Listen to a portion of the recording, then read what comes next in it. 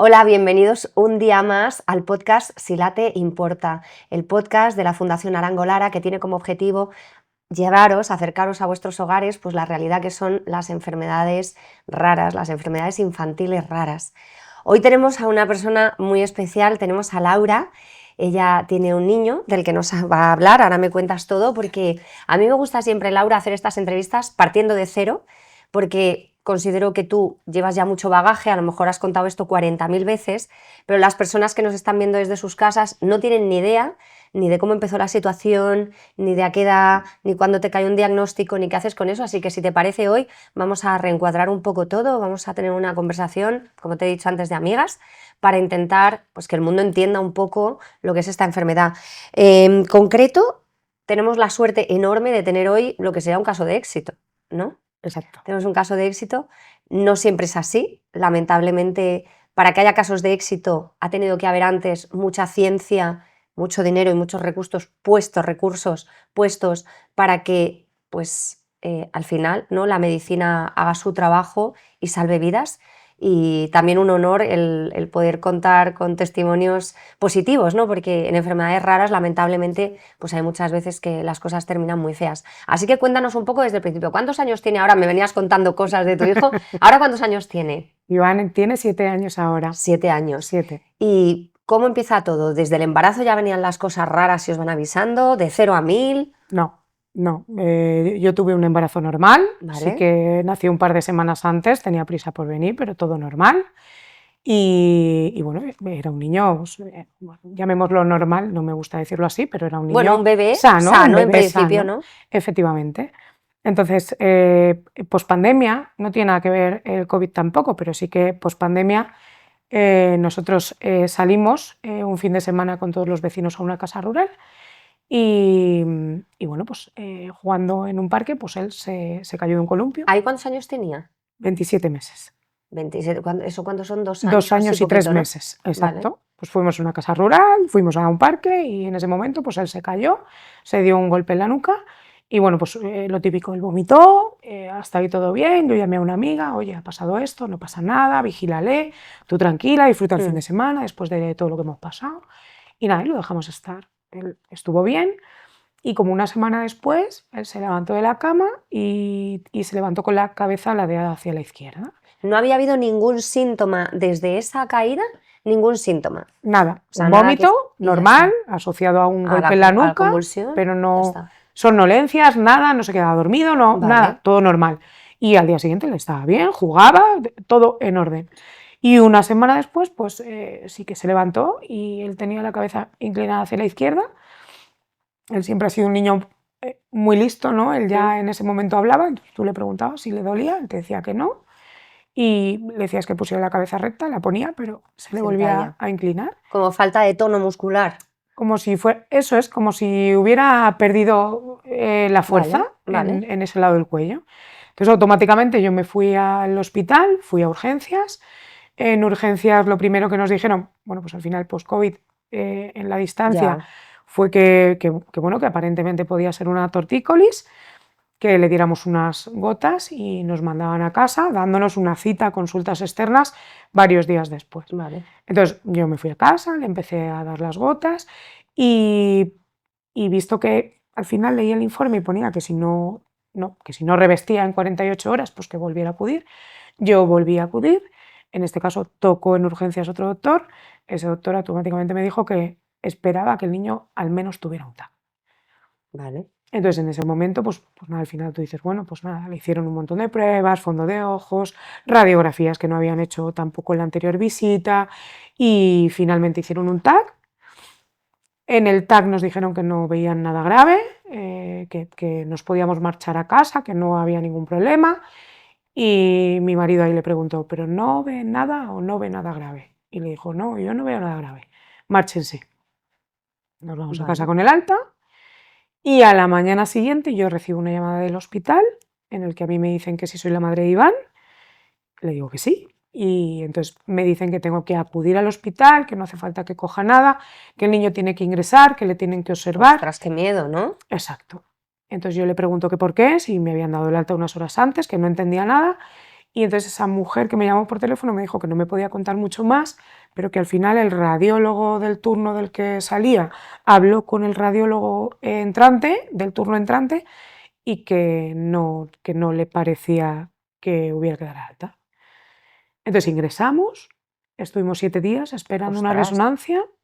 A todo esto, bueno, pues Pero claro, un niño pequeño allí que se encuentra bien, o sea, se encuentra bien, porque además era post-COVID, no claro, podían salir a los pasillos, él siempre ha sido un niño muy nervioso, entonces pobrecito, le dejaban salir, le dejaban pues, eso, ir corriendo, cantar canciones viendo las paredes del hospital, claro. nos dejaban además que pudiéramos entrar e ir a visitarle, y 7 días después, a todo esto, viendo pues caras como un poco No, claro, que de los ya médicos, te vas eran caras agobiando. como que no sabíamos si es que sabían algo y que no querían decir nada hasta garantizar con otra prueba Claro, o qué, pero bueno, mi marido estaba pues muy mosqueado, como diciendo, es ya. que entran y le miran con cara de pobre niño, ¿sabes? Y yo decía, bueno, no te preocupes, que seguro que no. Y un 23 de septiembre del 2020 le hicieron una resonancia magnética en el hospital y bueno, pues ahí empezó el caos, Vale, por decirlo de alguna manera. vale. ¿Y qué pasó a partir de ahí? ¿Qué diagnósticos dan? Bueno, pues en ese primer encuentro con el primer resultado de la resonancia, a nosotros nos dicen que es un tumor cerebral, Ostras, que no se puede hacer más, que tenemos que decidir a qué hospital ser derivados porque donde estamos no pueden hacer más. Nosotros en ese momento pues empezamos a movernos un poco porque nos dieron 2 opciones, queríamos ver un lugar donde no hubiera mucho COVID, porque al final también esto podía enredar mucho. Y, y bueno, pues abrieron la habitación del hospital, nos dijeron que podía entrar cualquier persona a verle, que bueno, pues que podía entrar mm, toda la familia a visitarle. Fue una situación muy complicada porque al final a ti te dicen que es un tumor cerebral, ya. pero no sabes La mucho más allá, magnitud, ni la ni... magnitud, ni el Claro, tipo, ni nada. Y bueno, pues pasamos un día más en ese hospital y al día siguiente nos recogió una UBI móvil y nos trasladó al Hospital Niño Jesús, vale, eh, donde nos atendió pues, un montón de enfermeras que hicieron una primera valoración, vino una neurocirujana y nos explicó que, bueno, que efectivamente había en resonancia una masa, que claro, que ellos no podían determinar qué tipo de masa era, que era un tumor, pero que no sabían ni el tipo, ni el nombre, ni el apellido, mm. y que bueno, pues que había que esperar a intervenirle, por supuesto, que había que operar, y que bueno, que estuviéramos tranquilos, que incluso nos podíamos ir a casa. Bueno, claro, con una tranquilidad pasmosa, o sea, te dicen que Sí, o tu sea, al niño de 2 final, años de un tumor y estate tranquilo. claro, sí, y al final, bueno, pues en ese momento nosotros decidimos que después de los antecedentes del otro hospital, en el que nos habían abierto las puertas para despedirnos del niño, en el que, Ya, bueno, había sido una situación un poco caótica y un poco difícil, pues decidieron dejarnos ingresados. De hecho, la intervención se produjo mm, casi una semana enseguidita, después, una claro. semana después. Es que al final o sea, nos dijeron, es que podría ser una intervención ambulatoria, que por eso os Mm. podéis ir a casa y volver y operar, pero nosotros llegamos en un estado De de, nervios. Claro, es que de al final nervios. también, que yo creo que esto, las personas que no tenemos enfermedades gordas, me refiero más allá de un catarro, ¿cómo te para esto la vida? ¿No? Porque tú tienes tu trabajo normalmente al que ir 8 horas al día, que dejabas a un niño en una guardería y ahora de pronto tu vida entera dada la vuelta 100% al cuidado de un menor, ¿no? Que también cómo afrontas económicamente lo que te viene por delante. Pues es complicado. Al final, pues entiendo que ya no es solo en este caso, sino en cualquier tipo de enfermedad rara o que el pequeño o pequeña o incluso adolescente, porque se puede dar hasta más Claro. avanzada el niño, tú tienes que dedicar el 100% de tu tiempo a tu hijo. Sí que es cierto que existe la prestación del CUME, en el que uno de los progenitores se puede dedicar al 100% Eso a cuenta un su poquito, porque hijo. posiblemente yo, por ejemplo, no lo conozco y seguro que mucha gente tampoco. La prestación esa del CUME, ¿qué es lo que es? ¿Como una ayuda? Es una excedencia remunerada ¿Vale? de hasta el 99,9% de tu salario, en el que tú dejas de trabajar y percibes tu Vale. salario en proporción a la jornada que tú pides. Es Vale. decir, tú puedes reducir al 50% tu jornada Vale. hasta el 99,9%. Eso se solicita a través de la mutua de tu empresa y eso normalmente Vale. no hay ningún problema. O sea, se presentan unos papeles, el oncólogo o el dermatólogo o el traumatólogo, el especialista que haya Vale. considerado ese diagnóstico, te firma un informe médico Y ya está. y comienzas a cobrar una prestación. ¿Qué pasa? Que al final esto es algo que el cuidado del menor cae en un solo progenitor. Claro. El otro Sí que trabaja. tiene que seguir Claro. trabajando con normalidad y haciendo su vida con normalidad como si no pasara nada. Y eso es algo brutal. Bueno, es que yo creo que es devastador para ambos, ¿no? El que está todo el rato en hospital con el desgaste que es estar en un hospital, que ya sabemos que allí no hay una noche tranquila, Nada. más el que está trabajando con la preocupación de no estar cerca de su hijo. O sea, es que no hay situación buena en este caso. No hay situación buena. Ninguna. No la hay. Claro. No existe. Es decir, al final falta ahí como una especie de balanza en la que poder equilibrar un poco y poder hacer que este proceso se haga un poco más fácil. Vale. Porque al final puede haber muchas vertientes. Claro. La buena o Vale. la mala. Esto es Entonces, así, claro. al final, la persona que ha dedicado su tiempo a seguir trabajando para luego ocuparse de sus hijos, resto de hijos que puedas tener, Claro. de tu hijo el que está hospitalizado, de tu mujer de ver cómo se encuentra, a encima tener un desenlace no muy bueno de no he invertido el tiempo suficiente, he tenido No, la que seguir culpa, trabajando, y luego la sentimiento culpa de merodeando culpa, por todas partes. efectivamente. Claro. O sea, y luego pues todo lo que acarrea, o sea, a Claro. nivel psicológico, físico, económico. Claro, al final Madrid capital, parquímetros. No, bueno, es que Sigues es un pagando nivel de parquímetro, detalle tan claro. grande todo, que es un cambio de Medicinas. vida. Claro. O sea, las medicinas no están cubiertas. O sea, están cubiertas pues, como en la seguridad social, pero si a eso le ayudas. Los medicamentos, el parquímetro, el que si tienes otros hijos, pues ya hay comedores a los que les tienes que No, y alguien apuntar, les tiene que hay cuidar gente también, que les claro. tenga que cuidar si no tienes más familia. Y yo, porque tengo la suerte de ser de Madrid y que mi hospital esté en mi misma comunidad y aunque sea un gasto de gasolina, parquímetro, pero es que hay Claro. gente que viene de otras fuera. comunidades autónomas Ya. que tienen que invertir en viviendas, en, bueno, si se trae a la familia, nuevos coles, nueva vida, es que te cambia todo. Es también, bueno, el objetivo de este podcast es elevar estas cosas que no vemos porque en la vida cotidiana no las vemos y concienciar a las personas, pues empresas, gente que Eso es. pueda donar cada cual en su nivel, que al final, como yo digo, el dinero no da la felicidad, pero ayuda mucho Mucho. a tener comodidades que te hacen ser más feliz. Entonces Correcto. no es lo mismo tener un niño enfermo sin tener dónde vivir, sin tener cómo comer, que oye, ya el problema 100% sea el niño, que todo el resto está cubierto por dinero, ¿no? Entonces Exacto. ahí nuestra misión desde este podcast es elevar la conciencia y solicitar recursos económicos tanto para investigación como para ayudar. Al final hay un montón de fundaciones, ¿no? Eso es. Y la Fundación Arango Lara es una fundación de fundaciones, o sea, nosotros recaudamos dinero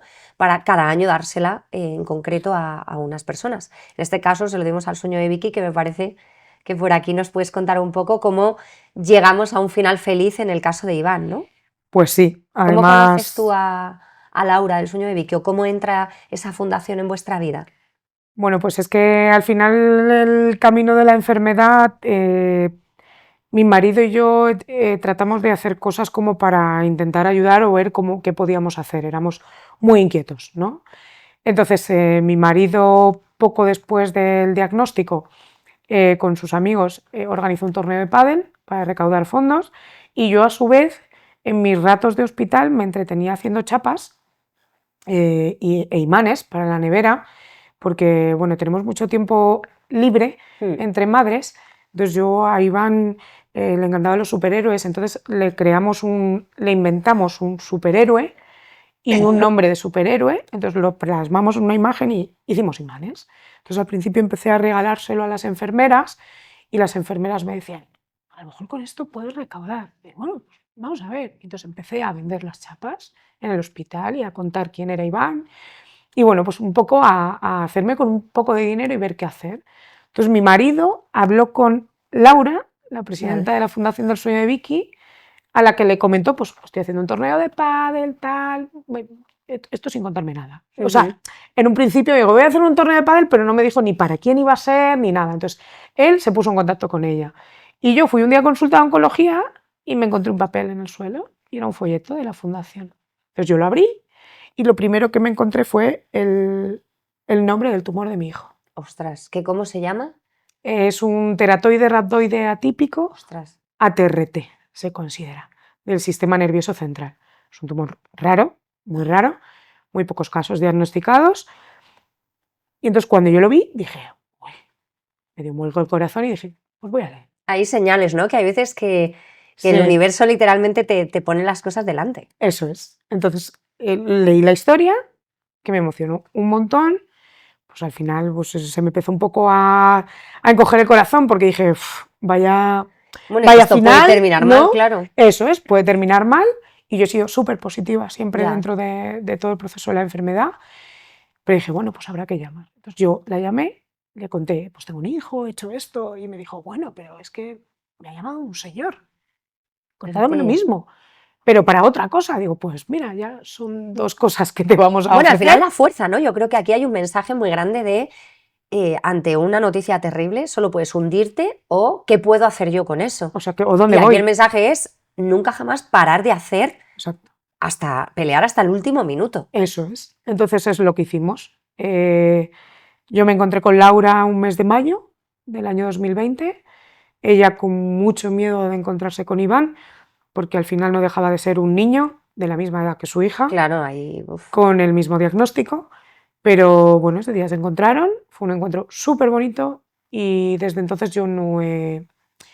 O sea, ellos tienen un vínculo muy especial, se lo contaba a otras personas a las que le conté mi historia. Para ella es su hijo de alma, para ella es su mamá de alma. Ay, qué bonito. Y comparten si no lloramos en este podcast es de milagro. y comparten un vínculo muy bonito que es pues al final ella siempre dice que abrazando a Iván abraza a su hija, entonces Claro. para mí yo ya lo tengo todo. Vale. Y además le tengo aquí. O sea, nos queda claro que esto es un súper final feliz, maravilloso, pero ¿en qué te ha ayudado? O sea, esa fundación, ¿qué consiguió? Que gracias a lo que ella, o sea, lo que ella ha conseguido, que al final Laura lo que hace es como buscar muchos recursos para investigación, o sea, avanzó en el tiempo, claro, porque Vicky murió antes. Eso es. ¿Avanzaron los estudios o cómo fue? Correcto. Ella, una vez que falleció Vicky, llevaba 3 días con la fundación creada, entonces lo que decidió fue continuar con el legado de su hija. Lo que hizo durante todos estos años es realizar un proyecto de investigación y realizar proyectos de investigación basados en tumores cerebrales y también uno de ellos basado en el ATRT. Al final, bueno, pues todo esto suma a que pasados los años, como ¿Cuántos tú años dices, han pasado desde Vicky? pues Vicky Yo creo creo que recordarlo. son 9, fue en Eso te iba a decir, 2016, yo porque creo. nosotros teníamos el niño de la misma edad cuando Eso pasó es. lo de Vicky. Fueron Debía 9. tener como 9 ella- años. Bueno, sí, yo creo que sí, Como en unos 9 han podido 2016. pasar, ¿eh? Sí, en 2016. Sí, porque mi hijo es de 2014, como 9 años han podido pasar. Y el diagnóstico de Iván llegó en el 2018. Bueno, Solo un tratamiento, pues al final, pues mucho menos Claro. agresivo, Vale. adaptado, bueno, ya se sabe cómo son ahora los tratamientos y cómo siguen siendo los tratamientos, son quimioterapias adaptadas, de adultos adaptados al peso de un menor, entonces al final eso tiene que cambiar porque... Bueno, porque tiene que haber efectos secundarios. Claro, no es lo mismo un cuerpo ya hecho que un niño en construcción, ¿no? Que seguro que le han quedado efectos secundarios graves. Bueno, nosotros además tenemos la suerte, mucha suerte, que Iván ha tenido muy pocos efectos secundarios. Sí. Él tuvo 2 intervenciones quirúrgicas, pasó por 6 tratamientos de quimioterapia, 3 de ellos con autotrasplantes de médula y 32 sesiones de protonterapia, que es una radioterapia focal, entonces no tiene nada que ver a la radioterapia convencional. Hoy en día, bueno, pues podría haber afectado a muchas partes de su cuerpo, como la parte motora, la parte del habla, la parte de la deglución o la parte de la conducta. En su caso, bueno, pues nos ha tocado lo invisible, que es la parte de la conducta. Vale. Tengo un niño pues un poquito más movido de lo normal. Bueno, te diré que hoy en día, como están todos los niños efectivamente, empantallados y llenos de azúcar, están pero todos bueno, no hay nada que superhiperactivos. no arreglen pues, terapias. Claro. Va a su logopeda alimenticio para enseñarle a comer, porque al final pues desarrolla bucles, Claro. sus rutinas de solo ciertos colores y solo ciertas formas, que eso es todo... Bueno, que se le ha ido un poco como a un TEA, ¿no? Se le ha desviado ahí Eso con es, cosas similares a un TEA. Tiene rasgos TEA sin Claro. serlo y rasgos TDAH sin De serlo. todas formas, fíjate, esto ya es de mi cosecha, ¿eh? pero tú, antes de que ocurriera lo del columpio, me has dicho, era un niño muy listo. Total. Entonces, esto y yo ya, porque yo me dedico a divulgar neurodivergencias y todo lo que me cuentas apunta a que sea un niño de altas capacidades intelectuales con doble excepcionalidad, con TEA y TDAH. Te digo esto porque no te cierres en banda, porque normalmente lo que se diagnostica es como las dificultades y nos quedamos atrás con las altas capacidades, que es lo que hay que potenciar justamente. Correcto. Entonces, que seguro que estás ahí, qué casualidad también que caigas en este podcast conmigo. Eso es, o sea, ha sido, entonces es maravilloso. Qué casualidad, ¿Ves? Todos los pero es que todo lo que señales. me cuentas, digo, cuidado que eso igual no está derivado de la medicación, sino que era su propia neurología, Claro que al que iba final en esa dirección y eso sigue ahí. eso es, y que bueno, que al final es una lesión en fosa posterior, al final ha recibido una radiación en una zona del cerebro que es Muy comprometida. claro, muy comprometida, y que bueno, pues que al final ha podido sobredesarrollar lo que ya venía de base. Eso es. Y no pasa nada. Esto se trabaja Claro. y tiene sus terapias y bueno, sus psicoterapeutas, porque claro, es un niño de 7 años con muchas Y tiene preguntas. 7 años, claro. Bueno, estoy pasa segura nada. que le veo que es un crack, por lo que me cuentas. Es muy listo. Que es un crack y va a saber encajar y va a saber hacer de la enfermedad su camino al final. Al Y seguro final, que hará algo grande, ¿no? Porque todos aquí somos diferentes. es que todos somos diferentes, No hay Laura. nadie igual. Es que esa es la realidad. No hay nadie igual. Eso Bueno, pues mira, para terminar te quería hacer algunas preguntas que tenía. Aquí tenía un montón de cosas preparadas que por supuesto yo no hago ni caso. Vale. Pero hay algunas que sí que me gustaría hacerte, que las hacemos en todos los capítulos. ¿Qué quieres que consigamos con esta entrevista que hemos hecho? ¿Qué te gustaría que lográsemos conseguir en las personas que nos vean? Mira, para mí es súper importante principalmente la visibilidad de no solo esta enfermedad rara, considerada rara, el cáncer Cáncer infantil, infantil, claro. sino todas las enfermedades raras, es decir, hay muchísimas Mm. y desconocidas y que lamentablemente que hasta que no te tocan no empiezas a trabajar en ello, y yo me incluyo en esto. Claro. La concienciación. Es súper importante concienciarse de que esto existe, de que no pasa de largo, que te puede tocar y que al final todo granito de arena suma en todo esto. La importancia de la investigación, o sea, que pudiéramos llegar a muchísima gente, es decir, sabemos cómo están las cosas con los presupuestos del gobierno en Ya. cuanto a enfermedades raras. Me tiras de la lengua, ¿no? Entonces, No solo con enfermedades raras, con enfermedades en con general. enfermedades en general, ¿no? Pero si Total. hablamos de enfermedades raras es Ya muy ni te lo poquito ese cuento. porcentaje. Entonces, que si no somos todos los que poquito a poco hacemos, es decir, da igual, se lo decía a una compañera que me llamó el otro día, da igual los 50 céntimos, los 2 euros, Lo que sea. los 100 euros, que 1.000 millones de euros estaría muy bien, pero cualquier granito de arena hace una montaña y ayuda muchísimo, que hay que darse cuenta que 1 euro son muchos minutos de investigación, no solo para el cáncer infantil, sino para todas las enfermedades, y el poder llegar un poquito al corazón de las personas, es decir, se necesita mucho en todo, necesitamos ser más empáticos, un poco más Claro. humanos. Al final, cuando llegan enfermedades raras, no somos raros. No, y fíjate que la empatía va simplemente desde en una cafetería, tú ves a una madre que está sola y una sonrisa puede ser empatía, o en un parque, si tu hijo está un poco que el control de impulsos lo tiene un poco alterado, el explicarle tú a tu propio hijo de mira, claramente no tiene bien los impulsos, ten paciencia, o sea que al Eso. final la empatía y el entender que en el mundo hay muchas diferencias se puede hacer desde muchos lugares. Súper importante el enseñar o el que la gente pueda aprender a convivir con estas enfermedades raras. Cualquiera. Efectivamente. Yo, en mi caso, por ejemplo, llevo desde que le dieron el diagnóstico a mi hijo, todos los 15 de febrero, Día Internacional del Cáncer Infantil, yo voy a su cole y cuento su historia. Claro. Entonces, al final, sus compañeros saben quién es, saben lo que hay, saben lo que ha pasado, colaboran un montón, pero esto debería llegar a más. Es decir, Efectivamente. se podría hablar un poco más de estos asuntos y el poder informar de que no pasa nada porque se te caiga el pelo, de que no pasa nada porque un lleves proceso. granitos en la boca, que no es un virus que se te pegue, que es que el cáncer no se pega. Es importante Ya. saber que el cáncer no se pega, porque esto también son preguntas que se pueden hacer a nivel de adulto, no a nivel de niño. Entonces, al final, pues que seamos un poco empáticos con Claro, esto. vale. Pero sobre todo pedir mucha investigación, Ya, bueno. muchos recursos. Que sin ciencia pues no hay evolución. No hay evolución. Eso es así. Exacto. Vale. Y por último, porque tenía otras, pero las has respondido en una, ¿qué le dirías a empresas o a personas que tienen recursos? Porque al final entiendo que, bueno, incluso desde la responsabilidad social corporativa en las empresas debe ser complicado no decidir a dónde van sus recursos. ¿Por qué crees que deberían mandarlos a por ejemplo, a enfermedades raras o a cáncer infantil, que es enfermedad rara? Bueno, pues que quizás aquí me emocione un poco, pero el futuro de este mundo son los niños. Eso es. Entonces Laura me enseñó que el color dorado en el lazo del cáncer infantil es porque el dorado es el bien más preciado Mm. y esos son los niños. Entonces, sin los niños no hay futuro. Entonces, invertir en investigación para una enfermedad que lamentablemente hay un alto porcentaje de mortalidad sería algo maravilloso para que esos niños tengan la oportunidad de tener una segunda oportunidad. Es decir, al final podemos ver enfermedades en adultos y cuando tú les cuentas lo que te pasa te dice, me podría haber tocado a mí porque yo ya he No, vivido claro, suficiente. total. ¿Qué habrá hecho este angelito para que le toque esto? Pues al final es cuestión de suerte. Esta enfermedad No ha puede hecho venir. nada, nadie ha No, hecho nada nadie para ha tener hecho una nada, enfermedad, ¿no? efectivamente. Pero al final es por eso, son niños Claro, que vale. merecen vivir. ¿Y cuál es tu deseo para el 2026? Puestos, si pudieras pedir lo que te dé la gana, o sea, totalmente que te salga un deseo, ¿qué le pedirías a España? Yo le pediría a España mucha inversión, de verdad, porque al final yo he sido una madre que después de la enfermedad he seguido dentro de ella.